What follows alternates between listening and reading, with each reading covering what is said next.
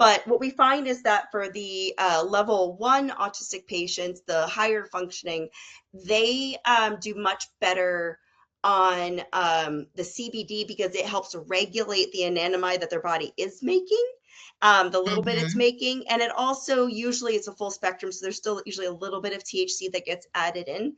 What I find for the level 3 patients, the lower functional patients, what we find is they actually do better on a little bit more THC, because the THC doesn't end up causing a sleepiness or dizziness. It causes the feedback loop in the neurons to work better, as I was mentioning before, that messaging signal, because that's what anandamide does, is it says, stop sending signals, and that's again what's going to happen in the lower functioning at type 3.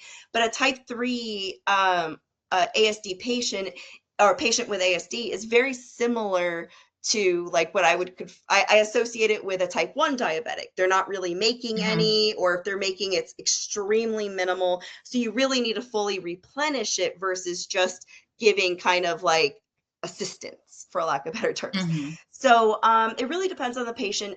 The interesting thing about autism is the cannabinoids that are used are not age associated, which I found.